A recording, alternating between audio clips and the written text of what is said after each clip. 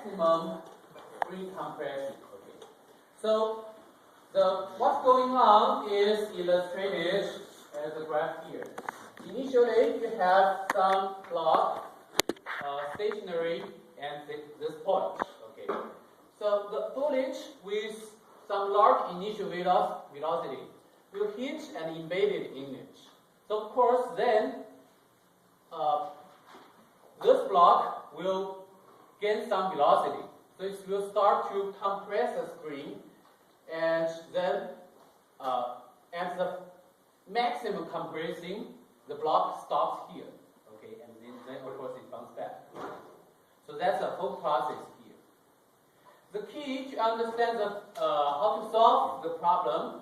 So of course, if you want to find the maximum compressing process, you can imagine that to find the maximum compressing process, we need to know the velocity of the block at this point, right?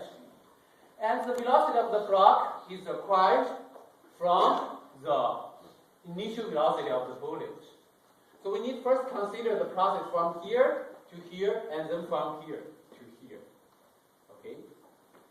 The two different processes.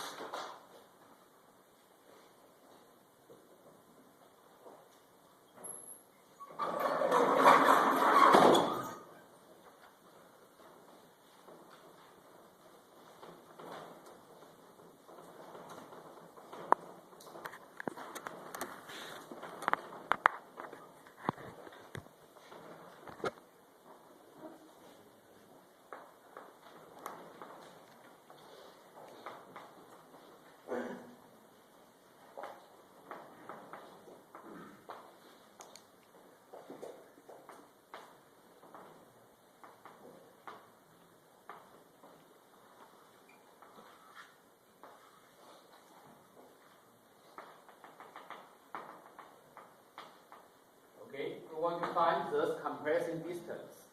And let's call this our state A, state B, state C. Okay.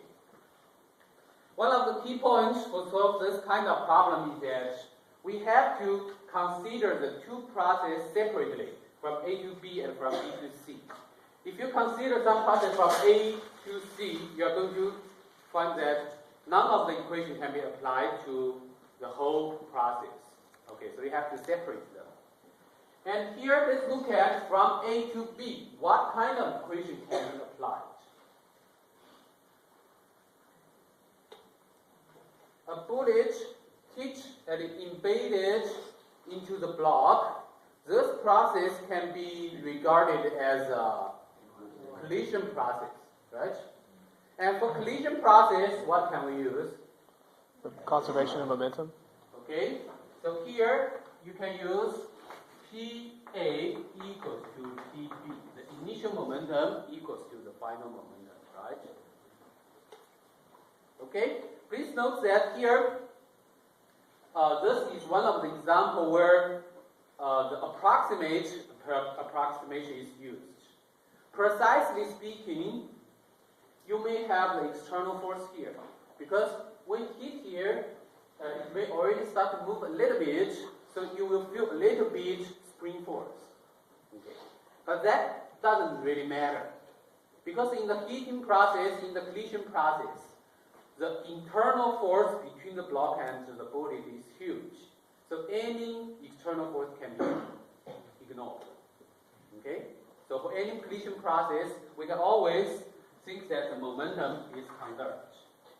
Now let's look at for this compressing process from B to C, what kind of equation can be applied? Can we use momentum conservation?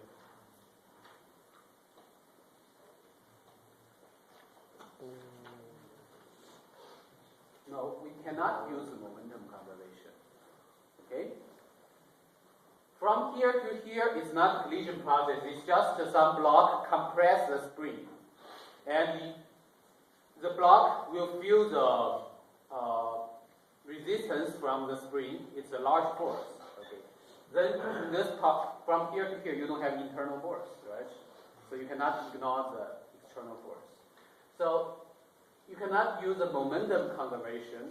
And what can be used instead of that? Energy conservation? What kind of energy conservation? Oh, kinetic? Mechanical energy conservation, right? So EB has to be the same as EC. The mechanical energy and point B has to be the same as the mechanical energy and point C, right? We have this problem before. Compressor spring, that's a conservative system. Mechanical energy is conserved. Any question here for the analysis? And here, okay, so you can expect the quantity you want to find, the compression distance, is related to the potential energy and point C. And here, the link is state P. So in both EB and PB, you are going to have the velocity of block at this point. Okay. So basically, we want to use this equation, solve for the velocity of the block, and put in this equation and solve for the compression distance. Okay. Any question about what we are going to do here? So now, okay, so that's how we set up the problem. I would like to think about what we are going to do. And then, all these writing down steps are basically realize what I'm discussing here. Question? Since it's embedded, would that be completely inelastic? Since it's embedded in the block, do we use the special case where it's the same final velocity? Yes, completely elastic. That's one of the important conditions we have to use. Otherwise, you will see that if you have two different final velocity, you cannot solve for it. Okay. So PA equals to PB. The two momentum has to be the same with each other. So first step, from A to B, momentum conservation PA equals to PB. Now let's write down P expression for PA and PB. The initial momentum, let's first label different quantity. The mass of the bullet, let's call it M1 equals to, what's that? 0.01. The mass of the block without the bullet, let's call it M2, 1.99 kilogram. After the collision and state B, the bullet will be embedded in the block. So the total mass, let's call it MT, the total mass, equals to what? 2 kilograms. Okay. And the initial velocity of the bullet, V1, equals to what? 400 miles per hour? Or meters per second, I mean. What is the initial velocity of the block? 0. 0. Okay. And here, the final velocity, let's call it U, for the combined system, okay, combined object. That's the quantity we want to find. So if we put them into the equation, it should be M1 V1 plus M2 V2 equals to M total multiplied by U. Okay? Any question here? And since V2 equals to 0, so this goes away. So you get 0.01 multiplied by 400 equals to 2 multiplied by U, the final velocity. So this is U equals to 2 meters per second, right?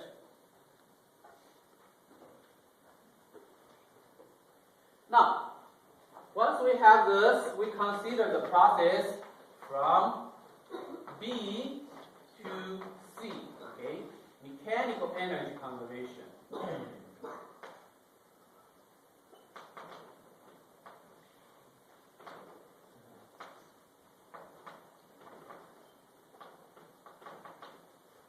EB equals to EC. So now, B is our initial stage. Here, the velocity equals to 2 meters per second. We just solved for it. And what is the final velocity of the block at point C? 0. Okay. How do we call the final velocity? Let's call it U. UF. This is U initial. Okay. God, how confusing can it get? So UF, U initial, UF equals to 0. U initial equals to 2 meters per second. Okay? And the mechanical energy in this case has to be written down as 1, so this is Ka plus Kb equals to Kb plus Ub equals to Kc plus Uc, right? So Kb is 1/2 m total multiplied by U initial squared. That's the kinetic energy.